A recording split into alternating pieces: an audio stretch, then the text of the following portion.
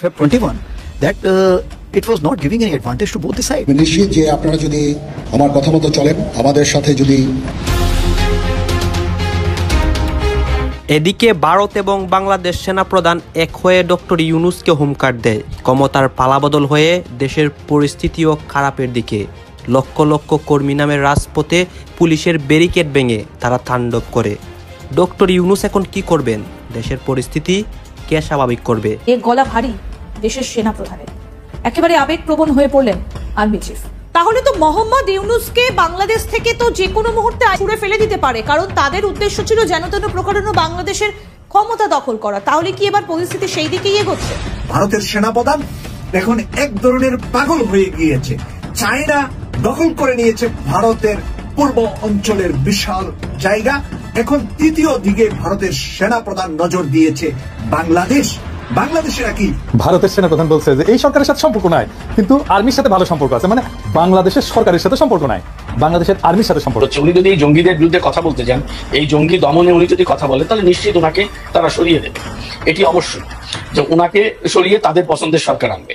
এবং দেখো বাংলাদেশে এই মুহূর্তে যে স্পষ্ট ভাষায় জানিয়ে দিলেন যে অন্তর্বর্তীকালে সরকার যদি আপনার বৈষম্য বিরোধী ছাত্র আন্দোলনকারীদের যে দলটা, এই দলটাকে যদি হেল্প করে, তাহলে আমরা আগস্ট মাসের থেকেও আরো ভয়ঙ্কর কিংবা এর থেকেও অনেক বড় একটা আন্দোলনে নেমে যাব এই আপনার সরকারের এগেনস্টে। খেলা জমে গেছে না? খেলা একদম পুরো জমে ক্ষীর। বুলডোজার ঝড় তো দেখছেন, তাই না? এবার আরেকটা অদৃশ্য ঝড় আসছে। এটা একটা ঘূর্ণিঝড়ের মতো ইফেক্ট করবে। ইউরোপ সরকারের যে প্রশাসন আছে আস্তে আস্তে প্রত্যেককে সাইজ করা শুরু করছে, বিশেষ করে। কিন্তু যে ঘটনা আসলে সরকার স্বীকারই করতে চাইছে না, কিন্তু সেই ঘটনা কিন্তু সেই সময় ওই জায়গায় যারা উপস্থিত ছিলেন, এতেই কিন্তু মোহাম্মদ ইউনূসের আসল চরিত্র গোটা পৃথিবীর সামনে আরো একবার প্রতিষ্ঠিত হলো। এই যে সমস্ত কিছুর উপর এই যে আঘাত আসছে, ভাষা আন্দোলন থেকে শুরু করে মুক্তিযুদ্ধ, সমস্ত কিছুকে ভেঙে গুড়িয়ে দেওয়া হচ্ছে। ইতিহাস তো তাহলে ভুলে যাবে বাংলাদেশের মানুষ। পরবর্তী প্রজন্ম কি দেখবে? শুধু এই মারামারি আর এই হানাহানি। আসসালামু আলাইকুম রহমতুল্লাহ। সবাই কেমন আছেন? আশা করি সবাই অনেক অনেক ভালো এবং সুস্থ আছেন। হঠাৎ করেই কেন পদত্যাগ করতে যাচ্ছেন উপদেষ্টা নাহিদ ইসলাম? তবে কি ভেঙে যাচ্ছে অন্তর্বর্তীকালীন সরকার? দায়িত্ব নিতে চলেছে সেনাবাহিনী? আর শেখ হাসিনার জন্যই বা কি বার্তা রয়েছে? বা তবে কি কপাল খুলে যাচ্ছে শেখ হাসিনার? ইতিমধ্যে আপনারা সবাই ভিডিওর শুরুতেই বেশ কিছু অংশ বিষয় থেকে বুঝতে পেরেছেন আজকের ভিডিওটি কতটুকু গুরুত্বপূর্ণ হতে চলেছে। তাই আমি আর বিষয়টা নিয়ে বিস্তারিত বলবো না, কারণ বিস্তারিত বলতে গেলে ভিডিওটা অনেক লম্বা হয়ে যাবে। তবে সংক্ষেপে করার ক্ষেত্রে আপনাদেরকে আর বেশি কথা না বাড়ে মূল আলোচনা নিয়ে যাচ্ছে তার আগে আপনাদেরকে ছোট্ট একটি অনুরোধ জানিয়ে রাখতে চাই, যারা আমাদের ফারুকি অনলাইন ইউটিউব চ্যানেলটিতে এখনো আছেন, প্লিজ দয়া করে আমাদের চ্যানেল সাবস্ক্রাইব করে সাথে থাকবেন। ভিডিওটি একটু লম্বা হবে, তাই আমি আপনাকে বিনীতভাবে অনুরোধ করবো ভিডিওটি সবাই ধৈর্য সহকারে শেষ পর্যন্ত দেখে আশা করি আপনার মতামত কমেন্টে জানাবেন। চলুন আমরা আর বেশি কথা বলছি না, ভিডিওটির মাধ্যমে ধারাবাহিকভাবে দেখছেন, তাই না? এবার আরেকটা অদৃশ্য ঝড় আসছে। এটা একটা ঘূর্ণিঝড়ের মতন ইফেক্ট করবে।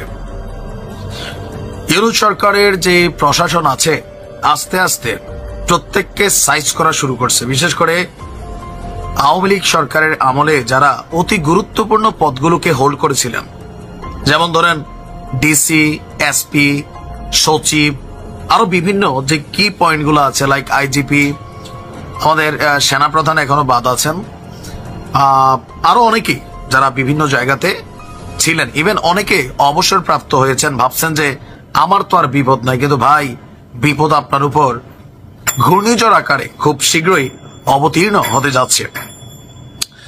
গতকালকে 22 জন ডিসির উপর যেই ঘূর্ণিঝড় গেছে, এবার প্রশাসনের খুবই শক্ত অবস্থানে থাকা যারা এসপিরা আছেন তাদের উপর ঝড় যাচ্ছে। পুলিশের ছোটখাটো পদে যারা ছিল তারা অনেকেই অভিশংসিত হয়েছে, চাকরি হারিয়েছে, বরখাস্ত হয়েছে। বাট এবার রাঘব বোয়ালদের ধরার ঘোষণায় দিয়েছে সরকার। 2018 সালে যে রাতের ভোট হয়েছে, সেই রাতের ভোটকে যারা সহযোগিতা করেছেন, এই সহযোগিতার প্রধান একটা কি পয়েন্ট ছিল আইন শৃঙ্খলা বাহিনীর যারা সর্বোচ্চ পদে ছিলেন, জেলা পর্যায়ে এসপি সাহেবরা।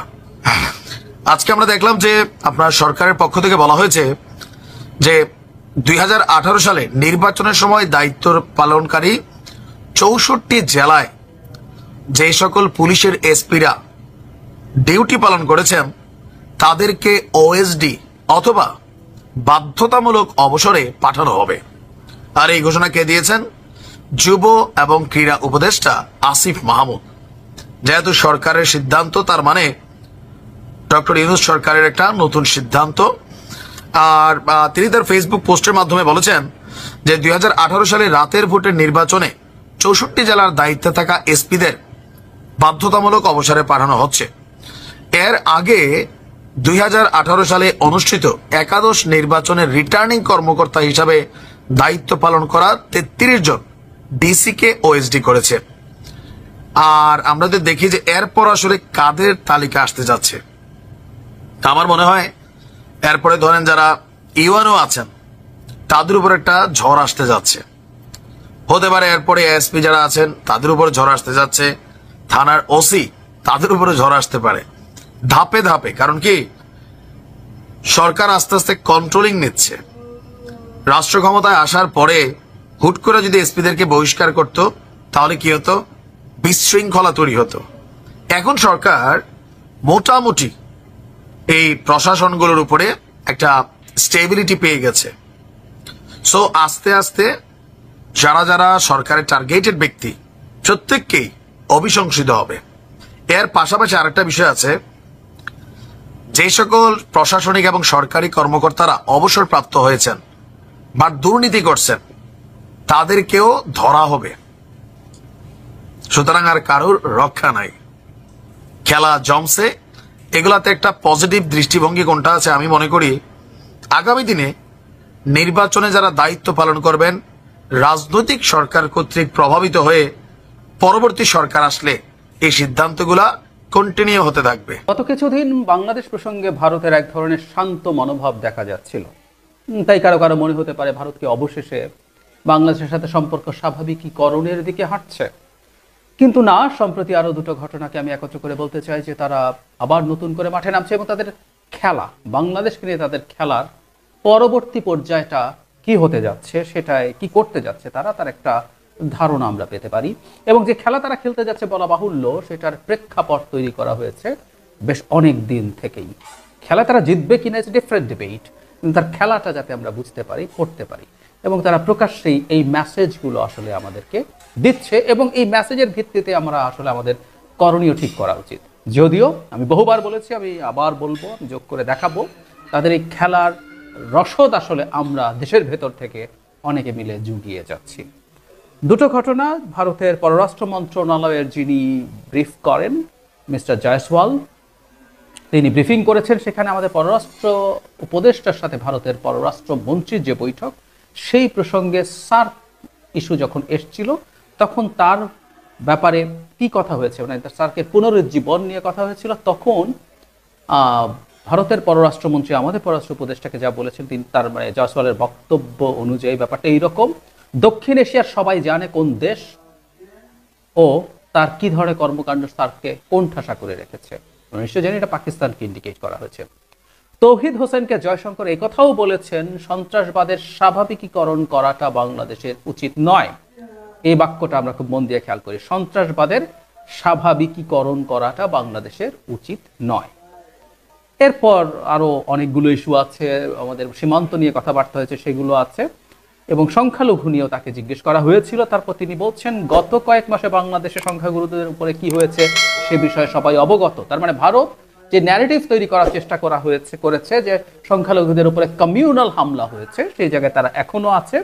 তারপর তিনি বলছেন সংখ্যালঘুদের নিরাপত্তা নিয়ে ভারতের উদ্বেগ বারবার প্রকাশ করা হয়েছে। তিনি বলেন সম্প্রতি ওয়াশিংটনে যুক্তরাষ্ট্রের প্রেসিডেন্ট ডোনাল্ড ট্রাম্পের সঙ্গে বৈঠকেও ভারতের প্রধানমন্ত্রী নরেন্দ্র মোদী ওই প্রসঙ্গ উত্থাপন করেন। যুক্তরাষ্ট্রকে ওই বিষয়ে ভারতের উদ্বেগের কথা জানানো হয়েছে। তার মানে সেই ইস্যুটা তো আছেই। এবার আরেকটা পয়েন্ট একটু যোগ করব, এটার হেডলাইন হচ্ছে এরকম: বাংলাদেশে পাকিস্তানের সেনা গোয়েন্দা আছে দাবি ভারতীয় সেনা প্রধানের। আমরা মনে করতে পারবো কিছুদিন আগে ভারতের সেনা প্রধানরা সাধারণত এভাবে কথা বলেন না, কিন্তু বাংলাদেশ ইস্যুতে তিনি কথা বলার প্রসঙ্গে বলছিলেন বাংলাদেশের সাথে সম্পর্ক স্বাভাবিকীকরণ হতে পারে শুধুমাত্র একটা নির্বাচিত সরকার আসার পর। ভারতের সেনা প্রধানরা আরেকটা দেশের পররাষ্ট্রনীতি, তার অভ্যন্তরীণ রাজনীতি, সেই দেশের সাথে পররাষ্ট্র সম্পর্ক, এভাবে কথা খুবই নজিরবিহীন। কিন্তু তিনি বলেছেন, এবার তিনি আবার বলছেন, তিনি যা বলছেন, তিনি তার কাছে সব প্রশ্নের উত্তরে কি বলছেন সেটা বলি। প্রশ্নটা ছিল সম্প্রতি ভারতের সীমান্তবর্তী ও চিকেন নেক স্পর্শকাতর অঞ্চলে পাকিস্তানি সেনা ও গোয়েন্দারা গিয়েছিলেন, এ নিয়ে তিনি উদ্বিগ্ন কিনা। মানে তিনি জনাব উপেন্দ্র মিনিস্ট্রি চিফ তিনি বলেন, আমি একটি আলাদা দেশের ক্ষেত্রে সন্ত্রাসবাদের কেন্দ্রটি ব্যবহার করেছি, কেন্দ্র শব্দ যেটা পাকিস্তানের ক্ষেত্রে। যদি ওই দেশের মানুষরা অন্য কোনো স্থানে যায় এবং সেটি আমাদের প্রতিবেশী হয় এবং বিষয়টির সঙ্গে আমরা সংশ্লিষ্ট থাকি, তাহলে আমি এই নিয়ে উদ্বিগ্ন হব। ভারতীয় সেনাপ্রধান বলেন, বাংলাদেশের মাটি ব্যবহার করে পাকিস্তান যেন সন্ত্রাসী না পাঠাতে পারে সেটি চাওয়া থাকবে। তিনি বলছেন ওই মাটি ব্যবহার করে তারা যেন ভারতের সন্ত্রাসবাদী পাঠাতে না পারে। বাংলাদেশের সম্পর্ক ভালো আছে ইত্যাদি ইত্যাদি বলেছে। তারপর তিনি বলছেন সামরিক দিক থেকে আমাদের সম্পর্ক বেশ শক্তিশালী, আদান প্রদান করতে পারে, এসব কথা বলছেন। এবং শুরুতে তিনি বলেছেন এই রকম, বাংলাদেশে আইএসআইয়ের সেনা সদস্যরা এসেছেন বলে তিনি দাবি করছেন, এমনকি এই সেনা ও গোয়েন্দারা বাংলাদেশ ভারত সীমান্তবর্তী শিলিগুড়ি করিডোরের কাছে গিয়েছিলেন বলেও দাবি তার। মানে ভয়ঙ্কর অভিযোগ। তাহলে আমরা খেয়াল করি, বাংলাদেশে প্রসঙ্গে পাকিস্তানকে এনে, সার্ক প্রসঙ্গে এনে পাকিস্তানকে এনে ভারতের যিনি পররাষ্ট্র মন্ত্রণালয়ে ব্রিফ করেন তিনি জানাচ্ছেন, তিনি বলছেন বাংলাদেশে সন্ত্রাসবাদকে স্বাভাবিকীকরণ যেন করে না ফেলে। এটা পাকিস্তানকে অ্যাকিউজ করেছেন এবং সার্ক ইনএফেক্টিভ হওয়ার পেছনে তারা পাকিস্তানের সন্ত্রাসবাদকে দায়ী করেন। 2016 সালে পাকিস্তানের কোনো একটা জায়গায়, আমি উরি বোধ হয় এরকম, সেখানে একটা সন্ত্রাসবাদী হামলার পর তারা পাকিস্তানকে অ্যাকিউজ করে সার্ককে ইনঅ্যাক্টিভ করে ফেলেছে। এখন এবার একটু আসি আমরা যে সামনে বাংলাদেশের ঝুঁকি কি, কিন্তু সম্প্রতি এটার সাথে জুড়ে দেব, যারা মোদি এবং ডোনাল্ড ট্রাম্পের যে বৈঠক হলো কয়েকদিন আগে আমেরিকাতে, সে তারপর যে ব্রিফিং হয়েছে এবং জয়েন্ট যে কমিউনিকে হয়েছে, সেখানে মানে ক্রস বর্ডার যে টেরোরিজম, মানে পাকিস্তানকে ইন্ডিকেট করে বলা হচ্ছে সেটা যেন পাকিস্তান বন্ধ করে। নট অনলি দ্যাট, মুম্বাই হামলা যে হয়েছিল, মুম্বাই অ্যাটাকের একজন আসামি আমেরিকা ছিলেন, তাকে ভারতের হাতে হস্তান্তর করা হয়েছে, সেটার বিচার জয়েন্ট কমিউনিকেতে চাওয়া হয়েছে এবং ওটার সাথে পাঠানকোট যে হামলা হয়েছিল সে দুটো। তার মানে পাকিস্তান একটা সন্ত্রাসবাদী দেশ, পাকিস্তান সন্ত্রাসবাদ উস্কে দেয়, এই ধরনের আলাপ এনে তারা দুটো দেশ এগুলো বন্ধ করার দাবি করছে এবং এগুলো একসাথে ফাইট করার কথা বলছে। তার মানে পাকিস্তান একটা সন্ত্রাসবাদী দেশ, পাকিস্তানে ইসলামিক এক্সট্রিমিজম আছে এবং সেই রিলেটেড টেরোরিজম আছে, সেটা এখন ভারতের পররাষ্ট্র মন্ত্রী আমাদের পররাষ্ট্র উপদেষ্টাকে জানাচ্ছেন যে বাংলাদেশে যেন এটা স্বাভাবিকীকরণ না করে ফেলে। আবার বাংলাদেশের মাটিতে পাকিস্তানের গোয়েন্দারা আছেন, সেনা গোয়েন্দারা আছেন, এমনকি তারা ভারতের চিকেন নেকের কাছাকাছি পর্যন্ত পৌঁছে গেছেন, এরকম দাবি করছেন ভারতের সেনাপ্রধান। এবার আশা করি খেলার পরবর্তী পর্যায়টা আমাদের কাছে স্পষ্ট হয়েছে। বাংলাদেশে এখন পাকিস্তানি টেরোরিজমের ঘাঁটি গাড়ছে এবং বাংলাদেশ থেকে ভারতের অন্যান্য অঞ্চলে, এই অঞ্চলে একদিকে তো তার সেদিকের বর্ডার আছে, এখন উত্তর পূর্বাঞ্চলীয় রাজ্য বা 7 সিস্টার্স বলি বা পশ্চিমবঙ্গ সংলগ্ন এই এলাকাতে পাকিস্তানের যে সেনা সদস্যরা, সেনা গোয়েন্দারা, তাদের ভাষ্য মতে বাংলাদেশের মাটিতে আছেন এবং এই অঞ্চলেও তারা এখন একটা ডিফারেন্ট ফ্রন্টে টেরোরিজম শুরু করবেন। এটা হচ্ছে তাদের ন্যারেটিভ। আরেকটা ক্রস বর্ডার টেরোরিজম। আমি বহুদিন থেকে একটা কথা বলছিলাম যে বাংলাদেশে ধর্মীয় উগ্রবাদের প্রসার ঘটছে, এই ধরনের বয়ান তৈরি করার মতো বেশ কিছু ঘটনা ঘটানো হয়েছে, এগুলো পরিকল্পিত এবং আমাদের সরকারের অথর্বতা, অক্ষমতা এই বয়ানকে এস্টাবলিশ হতে সাহায্য করেছে।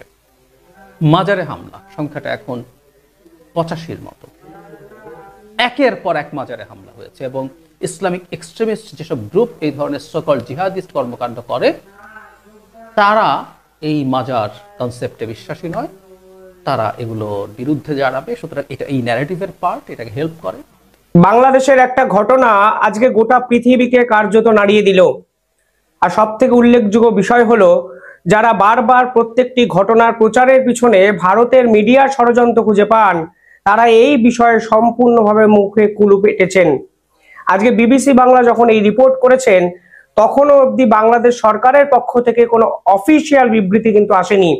কিন্তু যে ঘটনা আসলে সরকার স্বীকারই করতে চাইছে না, কিন্তু সেই ঘটনা কিন্তু সেই সময় ওই জায়গায় যারা উপস্থিত ছিলেন সেই মানুষরা যেভাবে প্রচার করতে শুরু করেন, এতেই কিন্তু মোহাম্মদ ইউনূসের আসল চরিত্র গোটা পৃথিবীর সামনে আরো একবার প্রতিষ্ঠিত হলো। কিছুদিন আগে তারা জাতিসংঘের 6 নম্বর চ্যাপ্টারকে ব্ল্যাকআউট করার নির্দেশ দিয়েছিলেন বাংলাদেশের মিডিয়াকে। আমি সকলের আগে বলেছিলাম ওই জাতিসংঘের 6 নম্বর চ্যাপ্টারে পার্টিকুলারলি মোহাম্মদ ইউনূসের পরবর্তী সময় বাংলাদেশের নারীদের প্রতি যেরকম অত্যাচার হয়েছে সে ঘটনায় কিন্তু তুলে ধরা হয়েছিল, কিন্তু বাংলাদেশের কোনো মিডিয়া সেই জাতিসংঘের 6 নম্বর এপিসোড বা এই চ্যাপ্টার কিন্তু প্রচারই করেননি।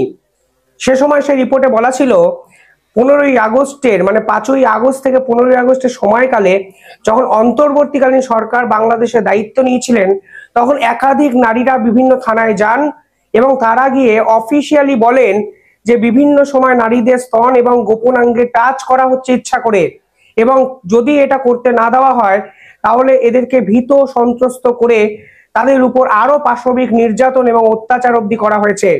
কিন্তু বাংলাদেশের এই সরকারের পুলিশ কোনো ক্ষেত্রে সেই নারীদের কিন্তু কেস ফাইলই করেনি। জাতিসংঘের 6 নম্বর চ্যাপ্টারে এই সম্পূর্ণ বিবরণ দিয়ে একটি সাক্ষী মানে একজন সাক্ষী নারী এই ঘটনা কিন্তু ইউনেস্কোকে জানিয়েছিলেন। তারপরেই কিন্তু তারা এই ধরনের 6 নম্বর রিপোর্ট মোহাম্মদ ইউনূসের আসল চরিত্র আন্তর্জাতিক স্তরে কিন্তু প্রকাশ করে দেয়। যদিও বাংলাদেশের মিডিয়া সম্পূর্ণভাবে সেই 6 নম্বর রিপোর্ট নিয়ে মুখে কুলু পেটেছেন। আমাদের মতো 1-2 হয়তো সেই রিপোর্ট প্রকাশ্যে এনেছেন, কিন্তু বিশ্বাস করুন যেদিন থেকে আমি এই খবর প্রকাশ করেছি ঠিক তার পরদিন থেকে মোহাম্মদ ইউনূসের পোষা কিছু চেলা চামুন্ডারা আমাদের চ্যানেলকে এমন একটা খারাপ জায়গায় পৌঁছে দিয়েছে যে আমাদের ভিডিও আপনাদের কাছে অব্দি আর পৌঁছাচ্ছে না। যদিও ইন্ডিপেন্ডেন্ট স্বাধীন মিডিয়া চিরকাল যেমন কথা বলেছে ভবিষ্যতেও এই মোহাম্মদ ইউনূসের আসল চরিত্রগুলোর মুখোশ উন্মোচন করার জন্য এর পরেও কথা বলবে। কতজন দেখছেন বা কারোর কাছে আমাদের ভিডিও পৌঁছাচ্ছে না এটা দিনের শেষে খারাপ লাগা সৃষ্টি হলেও আমার কাছে অনেক বেশি স্যাটিসফাইড যে আমি মোহাম্মদ ইউনূসের এই আসল চরিত্র, এই নগ্নতা, এই ষড়যন্ত্র, এই বর্বরতা এবং সর্বোপরি এই মোহাম্মদ ইউনূসের ভালো মানুষের যে চরিত্রবান একটা মুখোশ তা আমি টেনে হিচড়ে প্রতিনিয়ত আপনাদের সামনে উন্মোচন করছি। কালকে বিবিসি বাংলা একটি রিপোর্ট আমি একটু আপনাদের দেখাতে চাই। একজন যাত্রী বলছেন, আপনি হেডিংটা দেখুন, তারা বলছেন চিৎকারের আওয়াজ পাচ্ছিলাম, কিছুই করার ছিল না। বাসে যে ঘটনা হয়েছে সেই ঘটনা নিয়ে একজন যাত্রী স্টেটমেন্ট দিয়েছেন অফিসিয়ালি। কি হয়েছে ঘটনা? ঘটনা হলো মোহাম্মদ ইউনূসের এই বাংলাদেশের আইন শৃঙ্খলার অবস্থা এতটাই শোচনীয় যা সরকার দিনের পর দিন তারা নিজেরাই প্রমোট করেন। এই সরকারের আমলে একটি বাস রাজশাহীতে যাচ্ছিল, পার্টিকুলার একটি জায়গা থেকে রাজশাহী যখন যাচ্ছিল তখন অন্ধকারের মধ্যে একদল ডাকাত সেই বাসে উঠে পড়ে। সেই বাসে উঠে তারা শুধু ডাকাতি করেছে এরকম নয়, তারা বেছে বেছে মহিলাদের পিছনের সিটে নিয়ে গিয়ে তাদের উপর পাশবিক নির্যাতন এবং অত্যাচার করেছে। আমি কিছু শব্দ এই ভিডিওতে বলতে পারছি না কারণ ইউটিউবের কিছু নির্দিষ্ট পলিসি এবং গাইডলাইন আছে, কিন্তু এই হেডিং আপনারা দেখে বুঝতে পারছেন একটা দেশের আইন শৃঙ্খলার অবস্থা কতটা শোচনীয় জায়গায় পৌঁছে গেলে এই রকম খুল্লাম খুল্লা ডাকাতি, নির্যাতন, এরকম খুল্লাম খুল্লা আইনকে হাতে নিয়ে সরকারকে বুড়ো আঙ্গুল দেখিয়ে সাধারণ মানুষের উপর এই ধরনের ব্যবহার একটা রাষ্ট্র করতে পারে। এটি একটি স্টেট স্পন্সর্ড ক্রিমিনাল অফেন্স বলে আমার অন্তত এই রিপোর্ট পড়ে মনে হচ্ছে। আর বাংলাদেশের মিডিয়া এই খবর আজ অবধি, আজকে দুপুর অবধি একটা লাইনও সে অর্থে প্রচার করেনি। যখন এই ঘটনা সোশ্যাল মিডিয়াতে আমাদের সামনে এসছে, যখন আমরা এই ঘটনা নিয়ে সরব হব বুঝতে পেরে গেছে, তখন কিছু পোর্টাল 1-2 লাইন এখানে লিখে দায়সারা বিভিন্ন কাজকর্ম করেছেন। পুলিশ কি বলেছেন? পুলিশ বলেছে এই ধরনের অত্যাচারের কোনো কথা কেউ বলেনি, অথচ যাত্রীরা একের পর এক পোর্টালে বলেছেন আমরা কিছুই করতে পারছিলাম না, কিন্তু আমরা বুঝতে পারছিলাম সেই ডাকাত দল বেছে বেছে বিভিন্ন মহিলাদের উপর পিছনের সিটে নিয়ে গিয়ে পাশবিক নির্যাতন চালাচ্ছেন। ফেসবুকে একটা লেখা আমি দেখলাম, যদিও সত্য কি বা মিথ্যা আমি জানি না, যাদের উপর এই অত্যাচার চালানো হয়েছে তারা নাকি হিন্দু ধর্মাবলম্বী মহিলা। আমি এই কথার যেহেতু অফিসিয়াল সোর্স কিছু পাইনি তা আমি শিওর হলাম না এই ভিডিওতে, কারণ আমি অফিসিয়াল সোর্স ছাড়া কোনো বক্তব্যই আপনাদের সামনে নিয়ে আসি না। যারা এই ভিডিও দেখছেন তারা হয়তো কমেন্টে জানাতে পারবেন এর আসল সত্যটা কতটা। কিন্তু সব থেকে ভয়ঙ্কর কি বিষয়? ভয়ঙ্কর হলো সরকার এই সম্পূর্ণ ঘটনাটাকে অস্বীকার করছে। এই ঘটনা ঘটেছে 3 দিন আগে। বাংলাদেশের মিডিয়া চাইলে তৎক্ষণাৎ এ বিষয়ে রিপোর্ট করতে পারতেন, কিন্তু সবকিছু জেনে শুনে বাংলাদেশের মিডিয়া এই সম্পূর্ণ ঘটনাটাকে চেপে যান এবং তারা এই সম্পূর্ণ বিষয়ে আলোকপাত না করে ভারত বিরোধী বিভিন্ন খবর প্রচার করতে শুরু করে দেন। মোহাম্মদ ইউনূস যখন সংখ্যালঘুদের অত্যাচারগুলোকে ঢাকতে, সংখ্যালঘুদের উপর যে অত্যাচার নিপীড়ন হয়েছে তার ঢাকতে তিনি বলেছিলেন সমস্তটাই নাকি ভারতের মিডিয়ার বারবারন্ত এবং সমস্ত ঘটনাই নাকি ভারতের মিডিয়া চক্রান্ত। কিন্তু আজকে এই মোহাম্মদ ইউনূসের বাংলাদেশের আইন শৃঙ্খলা যে জায়গায় পৌঁছেছে, এরপরে নিঃসন্দেহে ভারতের মিডিয়া ষড়যন্ত্র বা চক্রান্ত যদি বলেন, আপনার দেশের মানুষই হয়তো আপনাকে আজকে চ্যাংদোলা করে অন্য দেশে গিয়ে দিয়ে আসবেন। কোথায় গেল সেনাপ্রধানের সেই ভাষণ? তিনি নতুন বাংলাদেশ গড়ার স্বপ্ন দেখিয়েছিলেন। শেখ হাসিনাকে ষড়যন্ত্র করে ভারতবর্ষে পাঠাতে তিনি বাধ্য করেছেন। দিনের পর দিন আইন শৃঙ্খলা নিয়ে খেলতে শুরু করেছেন এই সেনাপ্রধান। কখনো সংখ্যালঘুদের উপর অত্যাচার, কখনো বস্ত্রশিল্পীদের উপর লাঠিচার্জ, গুলিছোড়া, কখনো চট্টগ্রামের চাকমা সম্প্রদায়ের উপর বিভিন্ন ক্ষেত্রে প্রহার।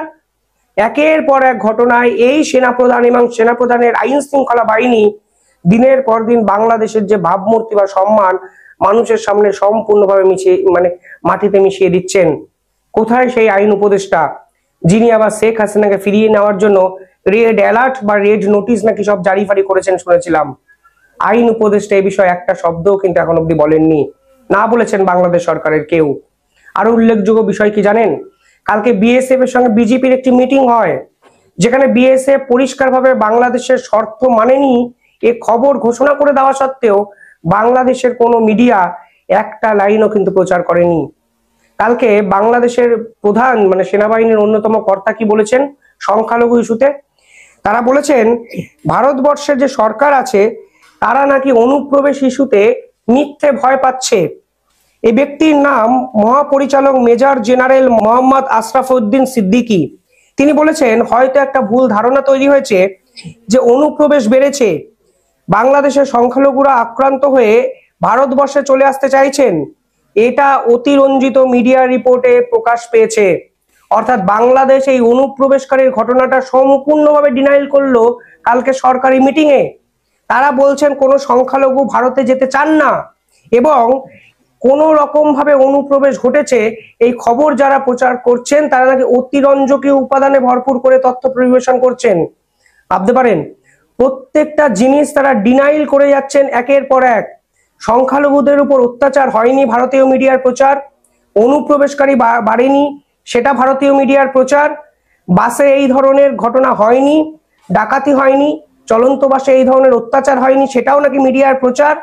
সব মিলিয়ে এ দেশ চলছে না সার্কাস চলছে, সেটাই তো একটা সব থেকে বড় প্রশ্ন। পাশাপাশি ইনি আবার কি বলেছেন? ইনি বলেছেন অনুপ্রবেশ মোটেই বাড়েনি, বাংলাদেশের সংখ্যালঘুদের মধ্যে আক্রান্ত হওয়ার একটা ভয় ছিল, কিন্তু আমরা তাদের সেই ভয় ভাঙিয়েছি। আমরা তাদের বুঝিয়েছি দেশ ছাড়ার কোনো প্রয়োজন নেই। কিভাবে ভয় ভাঙিয়েছেন? চিন্ময় প্রভুকে জেলে ঢুকে আপনারা এই ভয় তাদের নাকি ছাড়িয়ে দিয়েছেন। শুনুন, ভয়ে এবং সম্ভ্রমে কোনো জিনিস মেনে নেওয়ার মধ্যে কিন্তু বিস্তর পার্থক্য আছে। ভয় দেখিয়ে আপনারা দিনের পর দিন সংখ্যালঘুদের দমন করে যাওয়ার চেষ্টা হয়তো করছেন, কিন্তু দিনের শেষে কোনো ভয় কিন্তু চিরস্থায়ী হয় না। ইংরেজরা পারেনি, ব্রিটিশরা পারেনি, আপনাদের মতো তুগলকি শাসকরা কিভাবে পারবেন সেটাই তো একটা বড় প্রশ্ন। আর সরকারি মিটিং এ অনুপ্রবেশকারী সংখ্যা বাড়েনি এই তথ্য আপনারা দিচ্ছেন, অথচ ভারতবর্ষের একাধিক কোর্ট, আসামের হাইকোর্ট, বাংলার কোর্ট, সুপ্রিম কোর্ট, তারা কিন্তু অনুপ্রবেশকারী ইস্যুতে বিভিন্ন ক্ষেত্রে কড়া জাজমেন্ট দিয়ে যাচ্ছেন একের পর এক। কোনটা সত্যি? আইন আদালত সত্যি, না আপনাদের মতো ফ্যাসিস্ট স্বৈরাচারী শাসকরা সাধারণ মানুষকে ভুল বুঝিয়ে যাচ্ছেন সেটা সত্যি? এই প্রশ্ন আমার থাকলো, কিন্তু আমি অপেক্ষা করছি চলন্ত বাসের ডাকাতি এবং এই অত্যাচারের ঘটনা নিয়ে কখন আবার বাংলাদেশ থেকে স্টেটমেন্ট আসে। কিছুই হয়নি, সবটাই ভারতীয় মিডিয়া চক্রান্ত এবং ষড়যন্ত্র। বোকা সারা জীবন মানুষকে বানিয়ে রাখা যায় না, কিন্তু বোকা হতে হতে মানুষের পিঠ যখন দেওয়ালে থেকে যায় তখন হিটলারের থেকেও ভয়ঙ্কর অবস্থা কিন্তু হয়। তা কিন্তু মোহাম্মদ ইউনূস বুঝতে পারছেন, বুঝতে পারবেনও। ফখরুল তিনি স্পষ্ট ভাষায় অন্তর্বর্তীকালে সরকার ডক্টর ইউনূসকে একটা বার্তা দিলেন, কিংবা একটা আলটিমেট আপনি বলতে পারেন। সেটি হচ্ছে 12 ঘন্টার একটা আলটিমেটাম। 12 ঘন্টার ভিতরে আপনার ডক্টর ইউনূসের যে রায়, সে রায় থেকে কি ফিরে আসতে হবে, কেন ফিরে আসতে হবে, এবং এই অন্তর্বর্তীকালে সরকার হঠাৎ করে তিনি কি রায় দিলেন আর আপনার এই কি বলে মির্জা ফখরুল সাহেব তিনি বা এই 12 ঘন্টার আলটিমেটাম তিনি কেন দিলেন? দর্শক বন্ধুরা, আপনারা অনেকে জানেন, আমি গতকালকে একটা ভিডিওতে বলছিলাম যে অন্তর্বর্তীকালে সরকার কি আপনার সমন্বয়কদের হেল্প করতেছে রাজনীতিতে। তারা যে দল গঠিত করতেছে সেই দলকে কি হেল্প করতেছে, যতটুকু আপনার হেল্প দরকার। এই বর্তমান এই আপনার মির্জা ফখরুল সাহেব ডক্টর ইউনূসকে স্পষ্ট ভাষায় জানিয়ে দিলেন যে অন্তর্বর্তীকালে সরকার যদি আপনার বৈষম্য বিরোধী ছাত্র আন্দোলনকারীদের যে দলটা, এই দলটাকে যদি হেল্প করে তাহলে আমরা আগস্ট মাসের থেকেও আরো ভয়ঙ্কর কিংবা এর থেকেও অনেক বড় একটা আন্দোলনে নেমে যাব এই আপনার সরকারের এগেনস্টে। অন্যদিকে এই বৈষম্য বিরোধী যে ছাত্র আন্দোলনকারী যে দলটা আছে, এই দলটাকেও আমরা নিষিদ্ধ করব কিংবা এই দলকে আমরা রাজনীতিতে করতে দিব না। যদি তারা নিরপেক্ষভাবে আপনার রাজনীতিতে আসতে চায় তাহলে ওয়েলকাম, আর যদি এই সরকারের সহায়তায় কিংবা এই সরকার যদি এদেরকে সহযোগিতা করে তাহলে এই ইলেকশন আমরা মেনে নিব না কিংবা এই সরকারের অধীনে কোনো নির্বাচন গ্রহণযোগ্য হবে না। খেলা জমে গেছে না? খেলা একদম পুরো জমে ক্ষীর। আপনার এই মির্জা ফখরুল সাহেব তিনি আরো বলেন যে বাংলাদেশে বর্তমান এই সমন্বয়কারীরা যেভাবে বা আমাদের বাংলাদেশের ইতিহাস যেভাবে মুছে ফেলার চেষ্টা চালাচ্ছে, এতে করে অন্তর্বর্তীকালে সরকারের কোনো ছিটা ফোটা আপনার অবস্থান ছিল না। বাংলাদেশের সেনাবাহিনীরও সেখানে কোনো ভূমিকা ছিল না, বাংলাদেশের পুলিশের কথা নাই বা বললাম। তিনি আরো বলেন যে এই অন্তর্বর্তীকালে সরকার এই বৈষম্য বিরোধী ছাত্র আন্দোলনকারীরা তারা যে বর্তমান দল গঠিত করতেছে এতে আমাদের কোনো সমস্যা নাই, কিন্তু এই সরকার আবার এদেরকে সহায়তা করবে ভোট কেন্দ্রে, বিভিন্ন কেন্দ্রে, এটাকে আমরা মেনে নিতে পারবো না। এবং বাংলাদেশের প্রতিটি জনগণ চায় বাংলাদেশে একটা সুষ্ঠু নির্বাচন হোক এবং বাংলাদেশের মানুষের যে ভোট দেওয়ার যে অধিকার, মানে আমার ভোট আমি যাকে খুশি তাকে দিব, এই অধিকারটা বাংলাদেশের প্রতিটি মানুষকে দেওয়া হোক। এখন যদি এই বৈষম্য বিরোধী ছাত্র আন্দোলনকারীদের যদি আপনারা নিজেরা সহায়তা করেন, আপনারা সরকার এবং আপনারা নিজেরাই একটা দল গঠিত করবেন এবং আপনাদের দলকে কিভাবে বিজয় করা যায় কিংবা সিংহাসনে বসানো যায় সেই পদক্ষেপ আপনারা নেবেন, তাহলে আমরা কেন নির্বাচনে অংশগ্রহণ করব? তাহলে আমাদের তো নির্বাচনে অংশগ্রহণ করার কোনো মানেই হয় না, শুধু একটা ছেলে মানসিকতা মাত্র। আমার মনে হয় যে মির্জা ফখরুল সাহেব যে ঘোষণাটি দিলেন যে 12 ঘন্টার আলটিমেটাম, মানে ডক্টর ইউনূস যদি আপনার এই সিদ্ধান্ত থেকে তিনি যদি পরিবর্তন না করে কিংবা এই সিদ্ধান্ত থেকে তিনি যদি ফিরে না আসে তাহলে কি এই ধরনের একটা আলটিমেটাম বা এই ধরনের একটা ঘটনা কি ঘটতে পারে ডক্টর ইউনূসের জন্য। এখন এটা আসলে কতটুকু ঘটবে এটা আসলে সময় বলে দিবে। তবে আমি মনে করি যে বাংলাদেশের মানুষ আর যাই হোক বুকা চৌধুরী না, এই আর যাই হোক এই সমন্বয়করা একটা মেম্বার হওয়ারও ভাই যোগ্যতা রাখে না, এটা আমি পার্সোনালি মনে করি। তারা কি একটা মেম্বার হওয়ারও যোগ্যতা রাখে না। আর এই সরকারের অধীনে যদি আপনার নির্বাচন হয় এবং এই সরকার যদি সেই সিদ্ধান্ত থেকে যদি আপনার সরে না আসে এবং নিরপেক্ষভাবে যদি নির্বাচনের আয়োজন না করা হয় তাহলে বাংলাদেশের সুষ্ঠু নির্বাচন তো দূরে থাক, আপনার গণতান্ত্রিক কখনো ফিরে আসবে না এবং বাংলাদেশের যে সার্বভৌমত্ব বা বাঙালির যে ভাষা। বাংলা একটা কথা আছে যে আমার ঘর ভাঙে যেবা আমি বাঁধি তার ঘর, কিন্তু প্র্যাকটিক্যালি বিষয়টা কিন্তু তা না। আমার ঘরের দিকে কেউ তাকাইলেই আমি তার চোখ বরাবরই অন্ধ করে দেওয়ারই আমরা প্ল্যান করি বর্তমান পরিস্থিতি, বর্তমান জমানায়। তো এই জমানায় বাংলাদেশ জামাত ইসলামের সাথে গেল 15 বছর যাবত যা হয়েছে, যৌক্তিক অযৌক্তিক যাই হয়েছে, এটার ঝাল কি জামাত নেবে না? হারে হারে নেবে, এটা 100%। বিশেষ করে আমাদের ভিডিওগুলোর কমেন্টেই যারা আমাদের জামাতের নেতাকর্মীরা আছেন তাদের কমেন্ট দেখলে আমরা বুঝি যে ভেতরে থাকা যে চাপা ক্ষোভটা কোন লেভেলের। আওয়ামী লীগ যেমন তার কৃতকর্মের জন্য অনুশোচনা করে না, তারা মনে করে তারা সঠিক ছিল কারণ এই আন্দোলনটা ছিল সরকার পতনের। আবার জামাত মনে করে 1971 সালে তারা যা করছে এটাও সঠিক ছিল তৎকালীন প্রেক্ষাপটে। আর এই ইস্যু নিয়ে গেল 15-16 বছর আওয়ামী লীগের সাথে যখন বাকবিতণ্ডা হয়েছে, এখন কিন্তু বিএনপির সাথে হচ্ছে। তো বিএনপিটা বাকবিতণ্ডাতে জড়িত আছে, ভবিষ্যতে ওদের অন্যদিকেও যাইতে পারবে, সুযোগ আছে। কারণ বিএনপি বলছে যে যুদ্ধাপরাধীদের বিচার কন্টিনিউ থাকবে, যদি এরকম হয় তাহলে ঘটনাটা আবার অন্যদিকে যাবে। বাট আপাতত শেখ হাসিনার জন্য একটা চ্যালেঞ্জ ছুড়ে দিয়েছেন বাংলাদেশ জামাত ইসলামের আমির। সুন্দর সুশ্রুমণ্ডিত আমাদের জামাতের আমির শফিক সাহেব সরকার পতনের পর প্রথম দিকে বলেছিলেন যে আওয়ামী লীগের উপর এক ধরনের ক্ষমা ঘোষণা করেছেন। এটা নিয়ে আবার তর্ক বিতর্ক চলেছে, বিএনপি কাউন্টার করছে, বাট ফাইনালি আস্তে আস্তে আওয়ামী লীগের প্রতি তাদের যে ক্ষোভের জায়গাটা যৌক্তিক অযৌক্তিক এটা কিন্তু প্রকাশ পাচ্ছে। ইভেন আওয়ামী লীগ ফিরে আসার জন্য দেশে বিদেশে যে পরিকল্পনা করছে, প্ল্যান করছে, কোনোভাবেই সফল হতে দেবে না জামাত। ঘোষণা গতকালকে আমরা দেখলাম যে জামাত ইসলামের আমির বলছেন ফ্যাসিবাদের মৃত্যু অনিবার্য, তারা যতই ফিরে আসার চেষ্টা করুক আর কিন্তু প্রতিষ্ঠিত হতে পারবে না। এখন মৃত্যু অনিবার্য কেন বললো? গেল এই 6 মাসে আন্তর্জাতিক অপরাধ ট্রাইব্যুনালে শেখ হাসিনা সহ আওয়ামী লীগের যে সকল নেতাকর্মীদের বিরুদ্ধে মামলা হয়েছে, সেখানে যে রায় হয়েছে কিছু কিছু জায়গায়, এমনকি এই মামলাগুলোর যদি কন্টিনিউ বিচার হতে থাকে তাহলে শেখ হাসিনার ফাঁসি হবে নিশ্চিত, সাথে আওয়ামী লীগের অনেক নেতাকর্মীর। আবার এই ট্রাইব্যুনাল কিন্তু আওয়ামী লীগ সরকারের আমলেই গঠন করা হয়েছে। তো ওই ট্রাইব্যুনালেই শেখ হাসিনার ফাঁসি নিশ্চিত করতে চায় জামাতের নেতাকর্মীরা।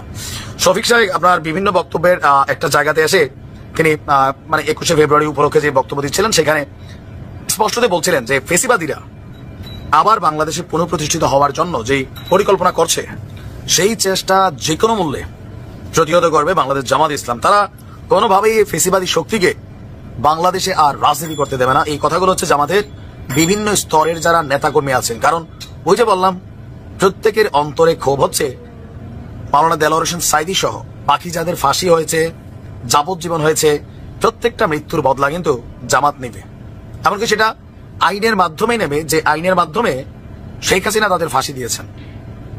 এখন যখন আমরা বিভিন্ন জায়গা থেকে দেখছি যে আওয়ামী লীগ পুনঃপ্রতিষ্ঠিত হবার জন্য চেষ্টা করছে, নানান প্ল্যান পরিকল্পনা করছে, হুঁশিয়ারি দেওয়া হয়েছে বাংলার জমিনে আওয়ামী লীগের রাজনীতি করতে দিবে না।